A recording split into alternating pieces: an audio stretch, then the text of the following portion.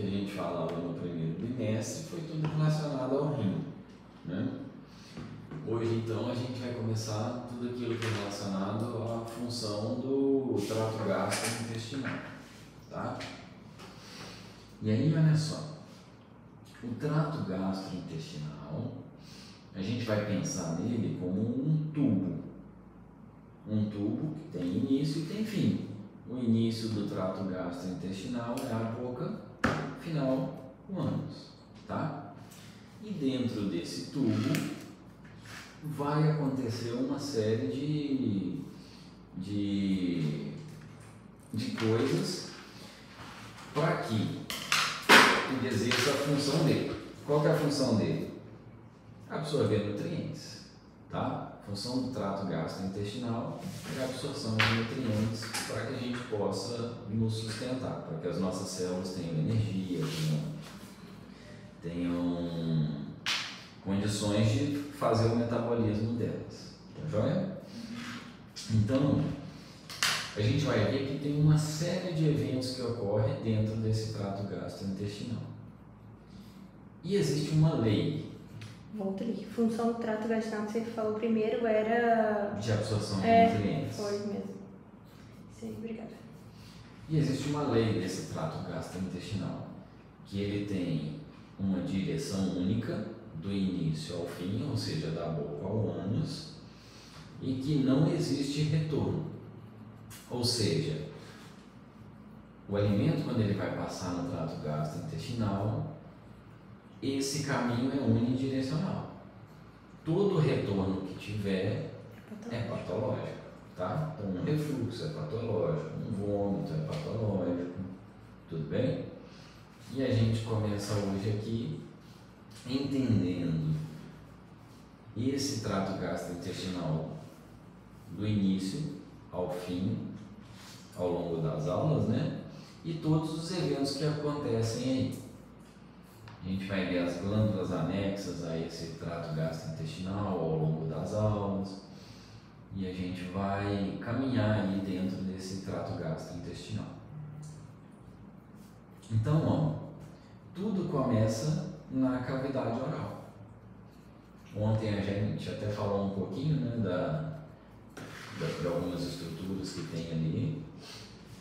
A gente falou um pouquinho do arco palato-grosso, arco palato-faríngeo. Tá, não quero ir para esse lado aqui não. Mas aí eu não dou conta de mexer esse trem. Tá. Mas se eu puxar pra cá, não? Mas já passa, não passa? É rapidinho ali. É. Quando ele vem assim, porque já está no final. Então vamos. Toca o barco. Tipo, também dá pra eu faço. Então vamos lá. Então quando a gente fala na cavidade oral, que é a primeira porção já pertencente ao trato gastrointestinal, a gente tem algumas estruturas. Então olha só, olhando essa imagem aqui, ó, a gente vê a úvula, a gente vê as tonsilas aqui, ó, tonsilas palatinas, a língua. Essa parte de cima da língua é o dorso da língua, tá? O palato, deixa eu pegar aqui no meu slide, ó, seria a parte de cima da... Aqui, né? Aqui assim, né, lá, ó. Aqui é o palato. E ele é dividido em duas partes, palato duro e o palato mole. O palato duro é aquela região do processo palatino da maxila. Lembra quando a gente falou na parte do soalho da cavidade nasal? Então, o soalho da cavidade nasal, ela tinha uma parte que era do osso palatino e uma parte que era da maxila, tá? Então, esses dois ossos, tanto o palatino quanto o da maxila, formam o palato duro. E aqui ele está revestido com a mucosa, né? Já o palato mole são músculos, tá joia? Então, ó, palato, úvula, e a gente falou desses arcos aqui ontem também, né? Aqui, ó, o arco palato-grosso é aquele arco que vai sair aqui do palato mole até a língua. Palato faríngeo, ele sai do palato mole e vai para a região da faringe. Essa região aqui é o istmo das fálceas, e na região do istmo das fálceas a gente tem as tonsilas. Então as tonsilas estão na região do eixo das... Sim. Beleza. Tá? Isso é uma questão de prova. Uhum. Pergunta mesmo. Olha lá. Palato duro e o palato mole aqui atrás. Tudo bem? Uhum. Vamos ver aqui, vamos acompanhando as três aqui. As três vão falando a mesma coisa. Anato, físio e a teofísio aqui. Essa minha ela é uma junção da anato e da físio, tá? E aqui eu abri a primeira aula de anato e de físio. As duas são do Noedi, né? Noedi que dá anato para vocês? Sim. Tudo, né? Ele só não dá fundamentos. Ok. Fundamentos médicos. Então, beleza. Quando a gente fala no processo de digestão, o que vocês entendem por digestão? Triturar e, tipo, mistura com a substância química do trato. Boa. Digestão, ó, seria a gente pegar alguma coisa grande e quebrar em coisas pequenas, tá? Trazendo isso para o nosso trato gastrointestinal. Se a gente pegar, por exemplo, uma proteína grande, proteína é uma cadeia de aminoácidos. Então, quando a gente quebra essa cadeia de aminoácidos, é a digestão que está acontecendo ali, tá? Então, eu posso falar que a digestão é uma quebra de aminoácidos? Pode. Posso. Pode. Também. Quebra de proteína, né? Quebra de proteínas. Quebrando em aminoácidos. Tá? E a digestão, ela pode acontecer de duas formas. Uma digestão mecânica e uma digestão química.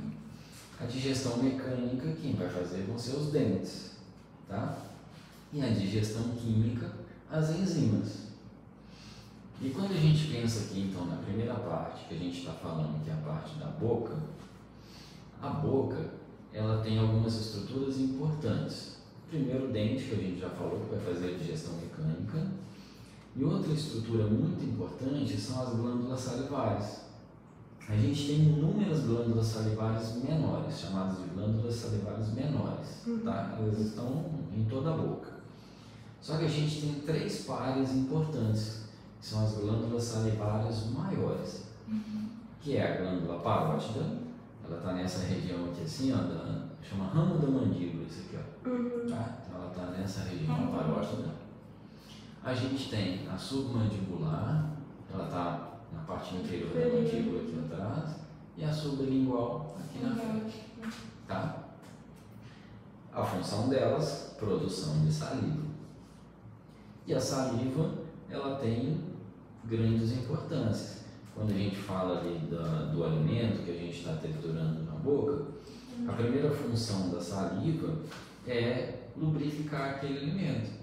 Porque na hora que eu deglutir aquele alimento, eu vou ter mais água nele, ele vai ter mais facilidade de ser deglutido. Eu posso falar muco?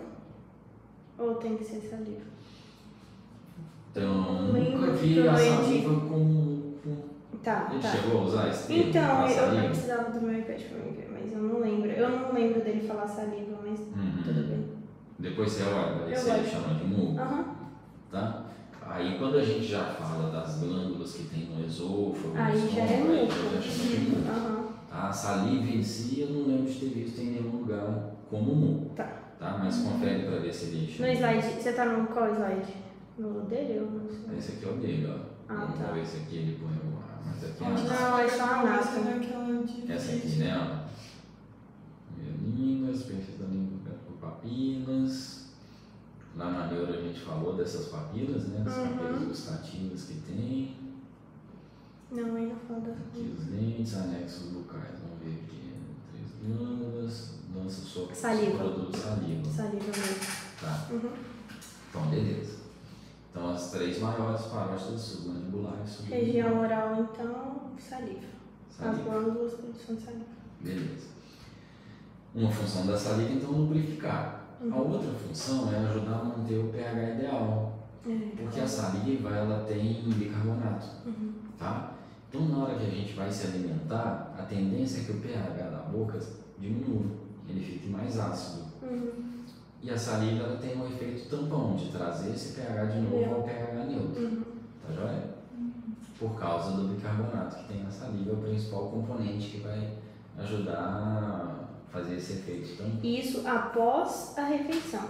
Após a refeição. Quando a gente está se alimentando... Mantém a temperatura, tipo, o pH ácido. Isso, exatamente.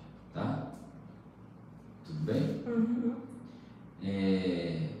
Defesa, porque na saliva tem IgA, tá? Então tem alguns anticorpos na saliva.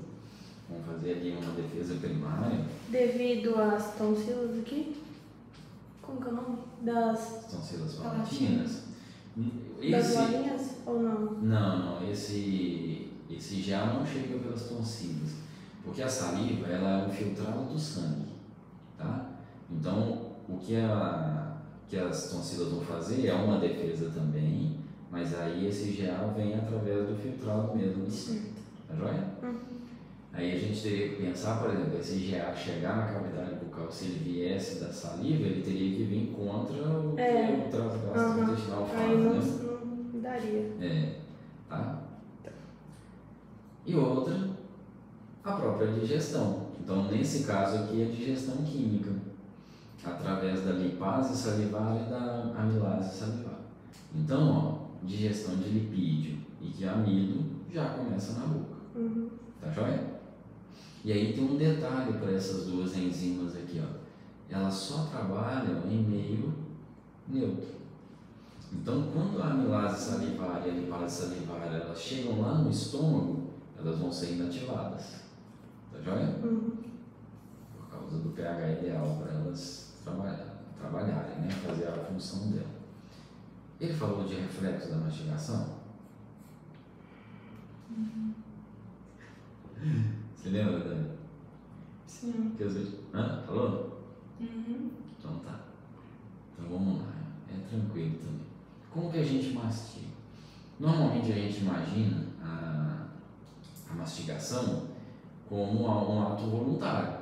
Eu mastigo na hora que eu quero. Né? Ele falou mesmo disso aí. Se eu quiser parar de mastigar, eu paro. Mas aí, tenta colocar um chiclete na boca e não mastigar ele. Quando você está lembrando dele, tudo bem, você até consegue, cara. Mas no momento que você esquece dele... Você já? Na hora que você perceber, você já está mastigando, tá? Então, assim, a gente consegue parar e começar a mastigar na hora que a gente quer? Até consegue, né? Mas só que... Porque são músculos estriados esqueléticos, tá? Então, a gente consegue ter aí um movimento voluntário deles. Porém, o ato de mastigar mesmo, ele é involuntário, ele é um reflexo, tá? E como que isso acontece, ó? Você é louco. Não é? Eu nunca tinha parado para pensar nisso. Eu vou fazer o teste. Agora eu Eu já fiz esse teste. Agora faz sentido, porque que neném, na hora de sugar o leite da mamãe... É um reflexo também, né? O reflexo da sucção. Faz o teste, Malu. Um dia você coloca o chiclete na boca. Eu não vou mastigar esse chiclete. Vixe. Daí a pouquinho, quando você esquecer... É só que me chamar, eu já É isso mesmo. Aí na hora que você perceber, você já está mastigando. Então, olha só. Como que esse reflexo acontece? Quando o alimento ele tem contato com o céu da boca, com o palato, existem ali alguns receptores. Esses receptores vão detectar a presença do alimento. Tá? E aí eles vão mandar um estímulo aferente lá para a medula. Vão lembrar que todo reflexo é modulado na medula. Então, vai um estímulo aferente, volta um estímulo eferente. Tá? E aí, ó, a medula então vai mandar um estímulo eferente para os músculos da mastigação. Quais são os músculos da mastigação? Masseter, que é esse aqui do lado, temporal, que é um aqui em cima, e dois outros que chamam pterigóide medial e lateral, que eles estão por dentro. Tá? Esses são os músculos da mastigação. Então, o estímulo que vem da medula para esses músculos é um estímulo inibitório. Não deixa eles se contraírem. É um estímulo que vai mandar esses músculos relaxarem. E como eles são músculos que sustentam a mandíbula fechada, na hora que eu relaxo esses músculos, a mandíbula abre. Tá? No momento em que a mandíbula abre, aquele alimento que estava em contato com o palato perde o contato com o palato. E aí agora vai um estímulo de novo aferente para a medula, dizendo, ó, opa, perdeu o contato do alimento com o palato. E aí volta um estímulo eferente para os músculos da mastigação no sentido de contração. E aí a gente contrai, fecha a boca. Na hora que fecha, o alimento entra em contato de novo com o palato. E esse ciclo vai acontecendo, tá? Então faz esse teste depois. Põe um chiclete e fala assim, não com chiclete. Você vai ver que esse reflexo ele acontece. E aí você vai entender de verdade. Ih, rapaz, é um reflexo mesmo. Tá bom? Tudo bem então com o reflexo da mastigação? Como que ele acontece? Então através de estímulos que são modulados a nível de medula. E esses estímulos têm um estímulo de inibição e depois de contração. Joia?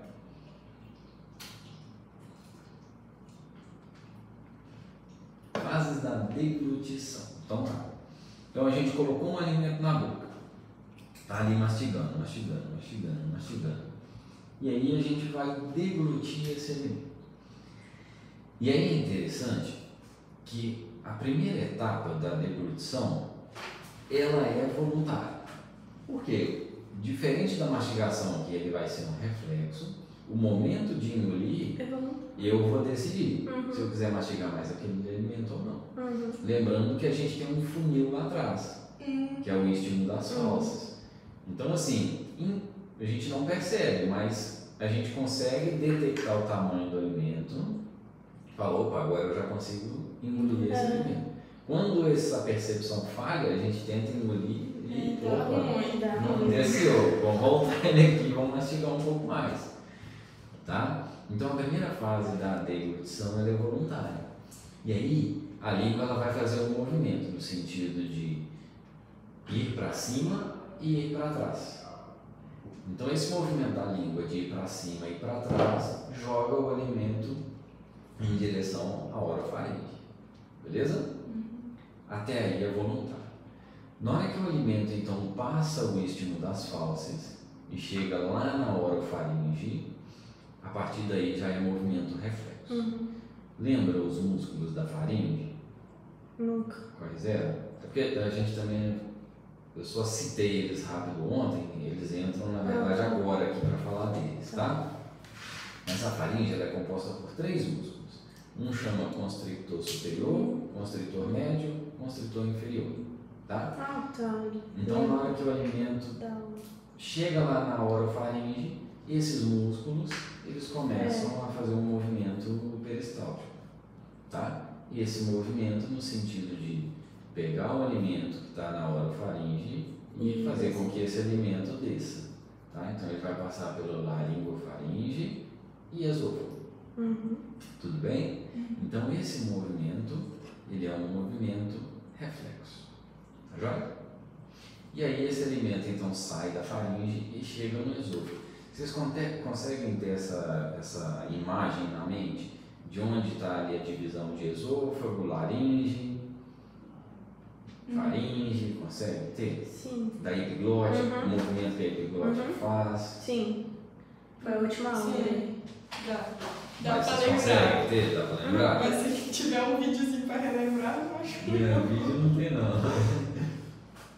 Mas é porque às vezes a gente não tem gente que não tem essa percepção, né? O alimento, onde ele vai passar, o ar, onde ele vai passar, o movimento que a epiglote tem que fazer. Eu lembro que na hora que vai pra chegar na região ali da epiglote, os músculos do ácido da laringe se estiram, né, e fecham, o que faz fechar, não é? Então a laringe ela vai subir e a epiglote vai descer. E aí, ó, aqui dá pra ver legal, ó. Aí abre. Então a epiglote que está aqui vai fechar o hábito da laringe, né? E aí o alimento vai só ter a direção do esôfago para ele caminhar. Se esse fechamento da laringe falha e vem algum alimento para cá, aí a gente tem um reflexo da tosse, tá? Aí começa a tossir e opa, engasguei. E aí o reflexo da tosse é justamente para tirar o alimento que estava entrando num lugar errado aqui. Estava entrando na laringe ao invés de descer pelo esôfago. Tudo bem? Então, ó, na hora da deglutição, a laringe sobe e a epiglote desce. Na hora da respiração, da inspiração, a laringe desce e a epiglote sobe. Beleza? Então, ó, a gente chega agora na terceira fase da deglutição, que é na hora que o alimento chega no esôfago. E aí, na hora que o alimento chega no esôfago, a gente tem a distensão do esôfago, a gente tem movimentos peristálticos no esôfago, e agora sim, a gente tem a secreção de muco pelas glândulas submucosas. Tá joia? E a gente vai ver mais pra frente que existe uma rede de nervos que vai fazer esse estímulo. Tanto o estímulo para movimentos peristálticos, quanto o estímulo para a secreção das glândulas. Joia? Tudo bem com essas três etapas da deglutição? Voluntária, faringe e esôfago. E aqui só vai explicando essas. Esofágica, e a gente chega aqui na parte da faringe. Tá? Então a faringe, ó, a gente viu ontem que ela tem três partes. Ela tem uma parte que tem contato com a cavidade nasal, a gente vai chamar de nasofaringe. Com a cavidade oral, orofaringe, e uma parte com a laringe, laringofaringe. E a faringe, ó, ela tem mais ou menos aí 14 centímetros. Lembrando que é um tubo muscular, tá? E na faringe, a gente não tem só uma camada de músculos. A gente tem uma camada de músculo mais externa, que ela é longitudinal, nesse sentido, e uma camada interna, que é circular. Tá joia? Então a faringe, ó. Aqui a faringe. As partes da nasofaringe, orofaringe, laringofaringe. Aqui, ó. Não tem um nome naquela parte.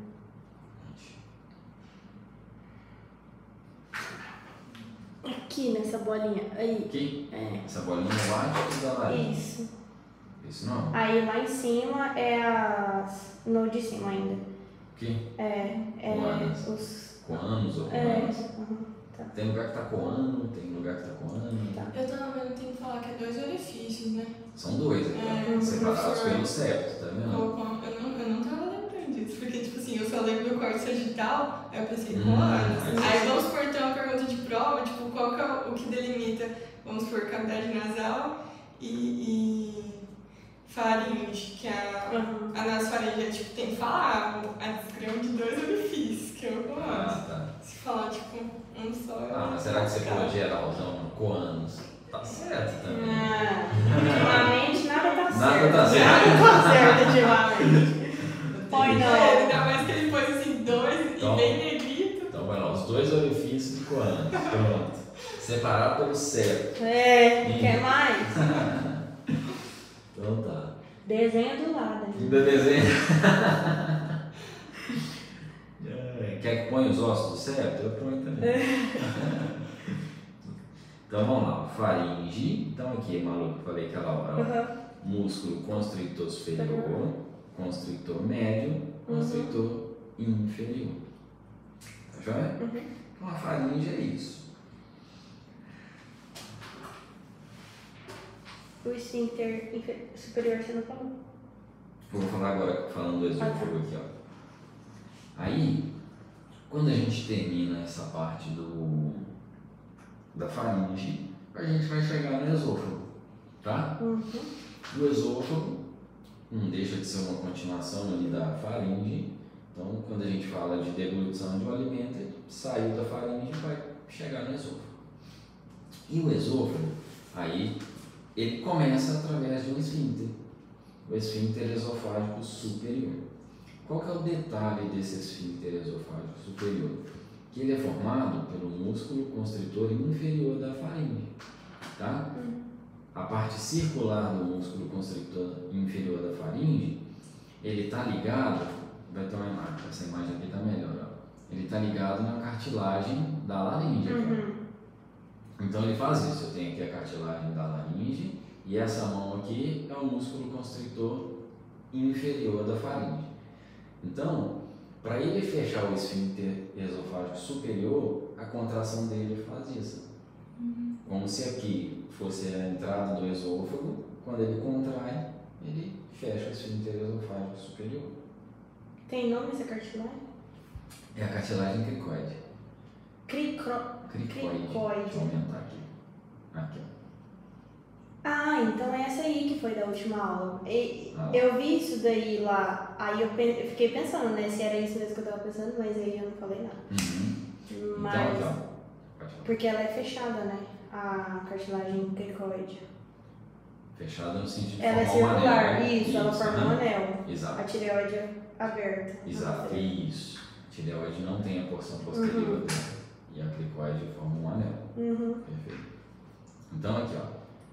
Ela tá abraçada na anterior. Na margem anterior da cricoide? Posterior. Posterior? O esôfago é posterior à traqueia. Tá? Tudo bem? E aí a gente continua com a parte do esôfago mesmo, né? Que ele também é composto de músculo, também aqui é um músculo longitudinal e um músculo circular. Só que o esôfago ele tem uma característica. Ele vai estar atravessando por algumas porções. Por exemplo, a porção cervical, antes de entrar na cavidade torácica. Depois que ele passa a primeira costela, ele está na cavidade torácica. Tá? Então aqui, a porção cervical, passou a primeira costela, torácica. Passou o diafragma, abdominal. Então a gente vai falar que o esôfago, que ele é um tubo aí de mais ou menos 25 centímetros, ele tem uma porção cervical, uma porção torácica e uma porção abdominal. Beleza? Parece 25 tão pequeno.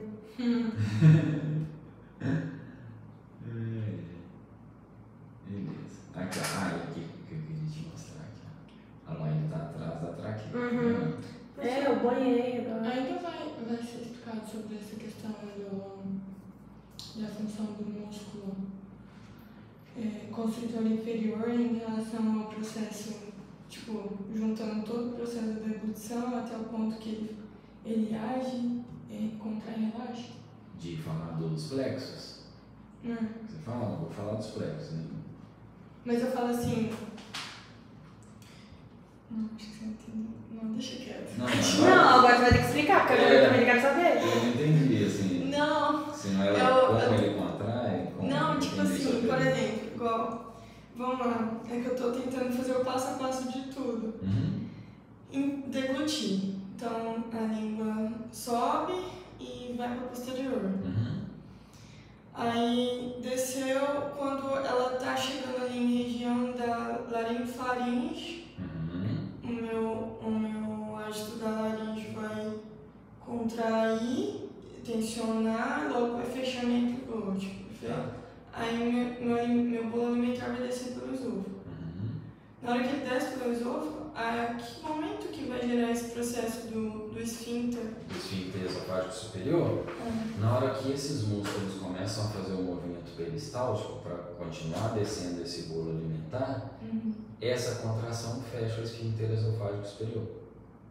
O músculo não precisa contrair, então ele vai fazer isso aqui, ó. Imagina que a direção é essa, né? O bolo alimentar está descendo. Movimento peristáltico é a parte superior contrai e a inferior relaxa.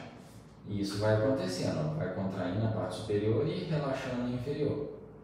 Tudo bem? E no momento em que a parte superior contrai, a primeira porção não é esse esfíncter esofágico superior, então essa contração fecha o esfíncter. É nesse momento que ele fecha. Quando ele fecha, nesse momento minha traqueia não vai ser... Não, é aí a importância dele estar ligado numa cartilagem que é em forma de anel. Qualquer força que ele fizer aqui, ó, quem contrai é o músculo, mas a cartilagem não fecha a hora nenhuma. Tá? Então por isso que ele está aqui inserido na cartilagem cricoide. Ele pode fazer a força que for aqui, ó. Como ela é uma cartilagem, ela tem uma resistência, o músculo contrai, fecha atrás dela, que é a entrada do esôfago, mas aqui na laringe não tem movimento nenhum, não fecha a laringe. E no caso da epiglote que estava fechada, porque eu degluti, nesse momento ela vai abrir, porque daí tipo, já passou já da região ali e aí eu vou poder respirar? Quando o esfíncter esofágico superior fecha, ela abre. Não, quando o esfíncter esofágico inferior fecha, superior. Quer dizer, superior fecha, quer dizer que esse bolo alimentar está descendo. Está descendo. E aí, se você respirar nesse momento, você já consegue respirar, porque você já revestiu. Aí ela já abre. Entendi. Tá? Você não consegue engolir e respirar ao mesmo tempo.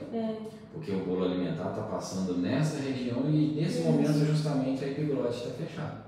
Mas aí na hora que o bolo alimentar passou dessa região do esfíncter esofágico superior, a epiglote já consegue abrir. Beleza? Por isso você come, tipo assim, supondo, você come muito, muito, muito rápido, não dá tempo de abrir e fechar direito e vai acumulando aqui. E aí você engasa. E aí você não dá tempo nem, às vezes, daquele bolo alimentar descer. Às vezes você está com muita pressa ali, está comendo rápido, isso acontece. A gente vai e engasa e tem o reflexo da tosse para jogar aquele alimento que entrou lá na laringe para fora da laringe. Tá? Tudo bem? Que eu sou amante. E aí a gente chega no esfíncter esofágico inferior. Então a gente atravessou os 25 centímetros do esôfago, chegou na porção final dele. O que é importante nessa região aqui? O esfíncter esofágico inferior, ele vai ser formado pelos músculos circulares do esôfago. E segue aquele mesmo princípio. Se o músculo é circular, a contração dele fecha. Tá? E a importância da gente ter esse fechamento do esfíncter esofágico inferior é que o alimento que passou, o bolo alimentar que passou do esôfago para o estômago, ele não pode voltar. Tá joia? Pessoas que têm deficiência nesse esfíncter esofágico inferior são pessoas que têm um refluxo. Tá? E existe... Não tem problema, mas não tem. Ótimo. E existe uma estrutura que demarca... Tá quase. Que demarca o fim do esôfago e o início do estômago, que é a linha Z. Tá? A linha Z ela tem um detalhe, ela é uma transição de epitélios, do epitélio do esôfago para o epitélio do estômago, e a gente só consegue ver ela se fizer um exame de endoscopia. Tá? Por fora, a gente não consegue ver a linha Z. Ela é uma estrutura interna, tá? Uma estrutura que está ali na mucosa. Tudo bem? E aqui nessa região a gente tem o diafragma, então é onde a gente tem o hiato esofágico, que é o momento em que o esôfago atravessa o diafragma. E sustentando aqui esse esôfago, a gente tem alguns ligamentos. Ligamento frênico esofágico ascendente, ligamento frênico esofágico descendente, dos dois lados, tá vendo?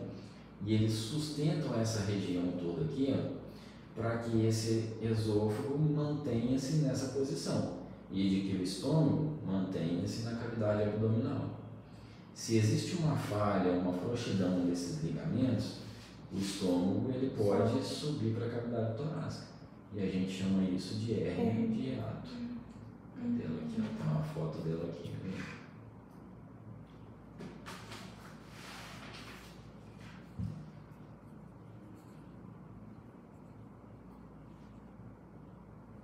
Aqui. Olha lá. Então, uma porção do estômago atravessando o diafragma e chegando na cavidade torácica. Aqui, aqui. Tá joia?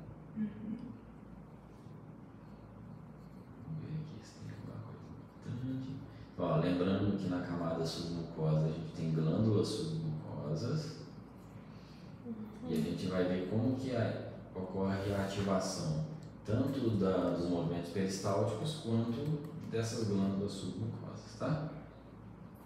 Então vamos lá. A gente tem umas redes nervosas que são chamadas de plexos. Lembra que eu falei que o esôfago ele tem uma camada de músculo longitudinal e uma circular? Entre essas duas camadas de músculo, a gente vai achar uma rede nervosa, como se fosse assim.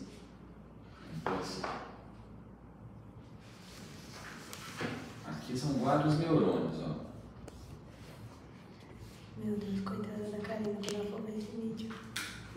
A filmmaker dela é muito ruim.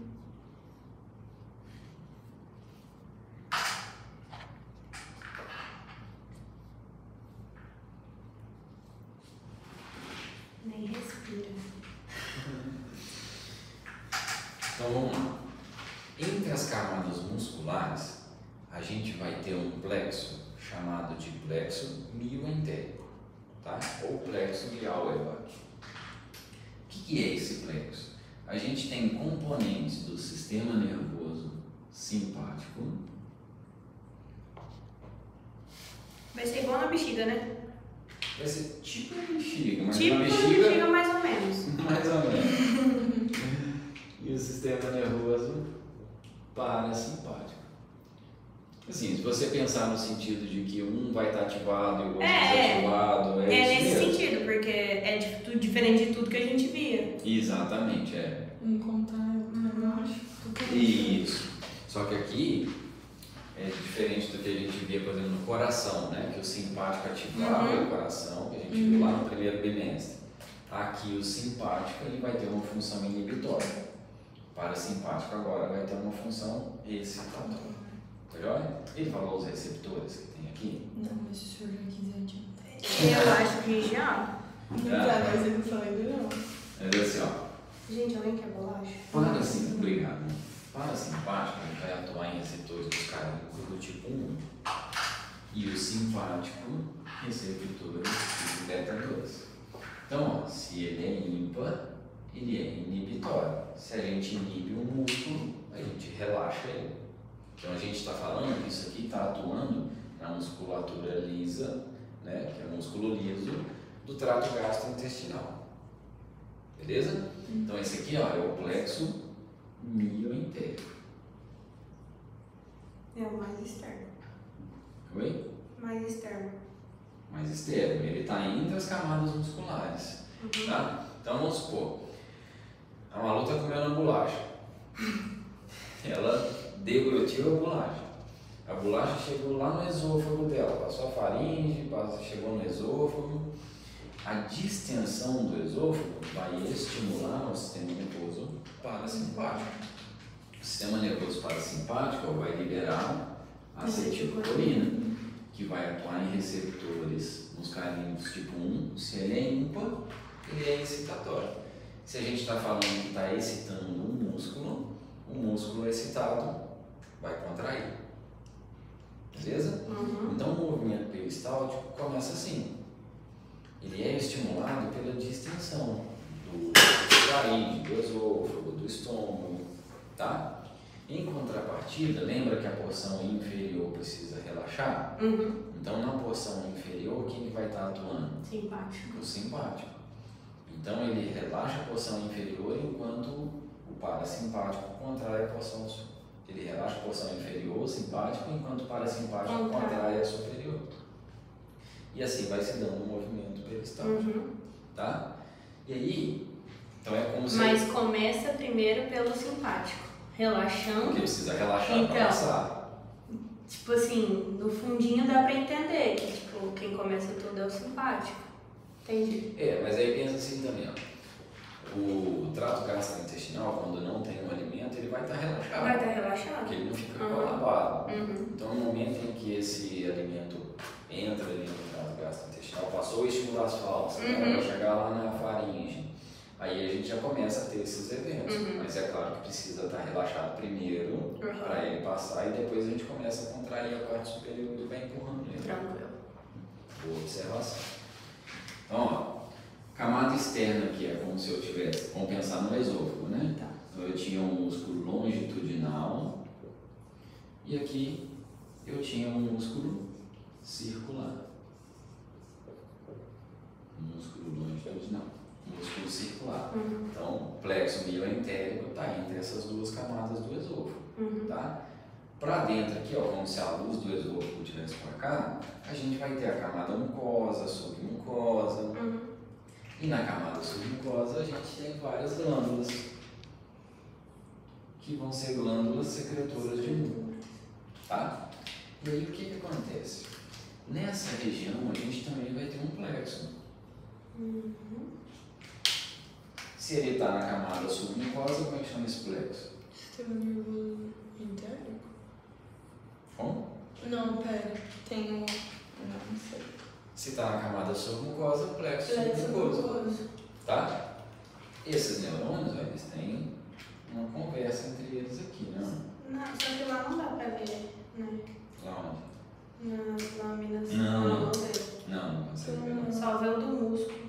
O submucoso não consegue não. É, só vê o da última. E aí aqui, ó, segue o mesmo princípio. No momento em que a gente ativa esse plexo submucoso pelo sistema nervoso parasimpático, essas glândulas vão promover a secreção do muco, tá? Então aqui, ó, plexo submucoso. Vai? Tudo No bem? caso, eu posso considerar esse submucoso como um sistema nervoso entérico? O professor estava falando Não, muito. tudo isso aqui é o sistema nervoso entérico. Quando Então, a gente fala do sistema nervoso entérico, a gente fala do sistema nervoso que está no trato gastrointestinal. Tá. Isso aí. Beleza? Isso vai falar o que eu já expliquei, plexo meioentérico. Lembrando que eles podem ter esse nome aqui também, ó. Meioentérico de Alba. Eu não vou colocar esse nome. Mesmo. Se ele me der errado, eu vou falar que hoje em dia não se usa mais o nome das pessoas. Não tem nome de pessoas mais. Ele não pode dar errado. Esqueci. Então, ó, como que esses plexos eles são ativados? Pelo contato do alimento com a parede. Aqui está falando do esôfago, né? Mas isso aqui vai ser no estômago, no intestino delgado. Então, através da presença do alimento, através da distensão, e com isso a gente tem a ativação do sistema nervoso simpático e parasimpático. Deu para entender essa parte? Show? Aqui vai falando a mesma coisa, aqui tem até o M3, ó, M1 e M3, o parasimpático, e o beta 2, o simpático. Né? Aí o simpático, não falei ali, né, mas libera noradrenalina, enquanto o parasimpático libera acetilcolina. Beleza? Beleza. E quando a gente pensa no esôfago, ele tem alguns locais onde ele vai sofrer uma constrição. Tá? São 3 locais de constrição do esôfago. O primeiro deles é o esfíncter esofágico superior. O segundo local de constrição, ó, é no momento em que a gente tem aqui, ó, o arco da aorta, né? E a gente tem a traqueia se dividindo em bronco principal esquerdo e direito. Então essas duas estruturas, elas promovem uma constrição aqui no esôfago, tá? Essa constrição então é chamada de bronco aórtica. É tanto os dois broncos? Achei que era só o não, no momento que divide ali, né? Tá. Mas É aqui, bem quem vai empurrar ele aqui é o esquerdo, tá? Mas é no local da bifurcação. E depois o esfíncter esofágico inferior. Joia? Então, 3 pontos de constrição. E aí, quando a gente fala no esôfago, a gente vai estudar um pouquinho aqui também da irrigação dele. Moço, você vai dar irrigação tudo daqueles negócios lá depois? De qual? De tudo, né? Dos órgãos? Puta merda. Ele já deu isso? Deu. Deu tudo. Ele deu até ele chegou de intestino grosso pra nós. Terminou tudinho. Tá bom. Não, mal. E a parte de drenagem também? Veio a porta. Top, isso é gostoso. Topíssimo. Nossa. E dessa vez, tipo assim, ele fez a gente desenhar um monte de coisa semestre passado e não cobrou nada. Dessa vez ele vai cobrar. Certeza que ele vai cobrar. Duvido, que ele, não sei. Mandar a gente desenhar, acho que não, mas cobrar ele vai pedir. Mas cobrar as ramificações, assim. Nossa, pelo amor de Deus, é Qual muito óleo demais. que é irrigado por qual artéria. Não cabia nem no quadro, que nem não vai. Então vamos lá, ó. Quando a gente fala da porção cervical do esôfago, ela é irrigada por um ramo, que é o ramo esofágico, esse aqui, ó, ramo esofágico, que é um ramo da artéria tireoide inferior. Tá? Tá. Ramo esofágico Da artéria tireoide inferior. Então, é uma artéria que ela vai levar sangue para a tireoide e ela solta um raminho que vai irrigar a parte cervical do esôfago. Beleza? Quando a gente entra já na parte torácica, lá da aorta descendente, ó, vai sair vários ramos. O tronco celíaco, né? Não, o tronco celíaco está aqui. Tá. A gente tá aqui a gente está na parte torácica. E aí, ó, esses raminhos que vão saindo, ó, são os ramos esofágicos da aorta descendente, torácica. E aí irriga toda a porção torácica do esôfago. Beleza? Beleza. Quando a gente atravessa, então, o diafragma, o bicho pega. E sim, a gente vai ter o nosso tronco celíaco. Então, vinha descendo aqui a aorta, atravessou o diafragma. E aí a aorta, ela segue seu caminho. Só que o primeiro ramo que ela vai dar vai ser uma artéria chamada de artéria fêmica inferior. Ela vem aqui para a parte inferior do diafragma. Tá? E aí a gente tem o tronco celíaco. O tronco celíaco dele vão sair 3 artérias. Uma artéria que vai lá para o baço. Então aqui ó, baço. Parece um rim. Parece um rim. Mas é a artéria esplênica. Tá? Uma outra artéria que vai lá para a direção do fígado. Então é a artéria hepática comum. E tem a artéria gástrica esquerda. A artéria gástrica esquerda, ela vai vir para a região do estômago. Então, o estômagozinho aqui, ó. Então, eu vou pôr em verde o esôfago. Tá.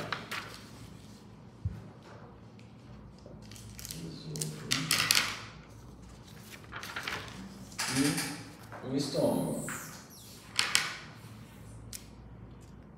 Essa artéria gástrica esquerda, a função dela é irrigar a parte esquerda da curvatura menor do estômago. Como que é o nome dessa aí? Essa? Isso. Artéria gástrica esquerda. A artéria gástrica esquerda. Coloca aí, AGE. Obrigada. Tá. Dela vai sair a artéria esofágica inferior. Certo. Tá? Que é aquela que irrigava a parte. Não, aí ela está irrigando a parte abdominal do esôfago. Outra lá em cima.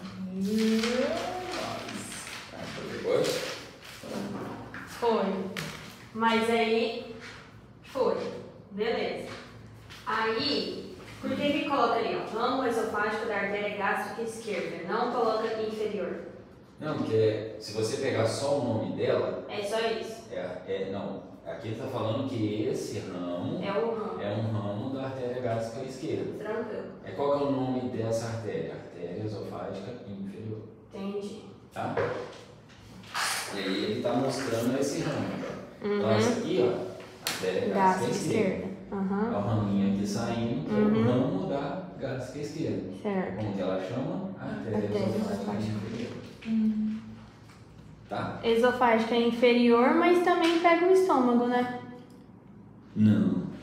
Ué, e esses outros que se... e aí vai ser outros que vai na dela. Nossa. Aí vai ter outros nomes ali.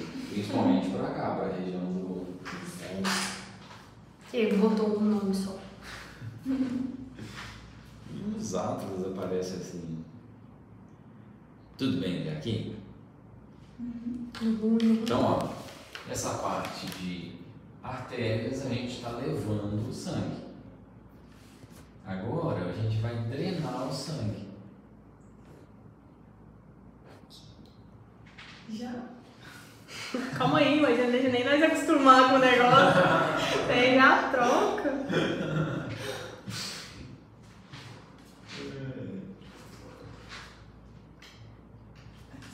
Gente, eu acho que a Karina vai me xingar tudo. Malu nunca mais vai aparecer filmando. Amiga, desculpa. E aí você vai ver o áudio.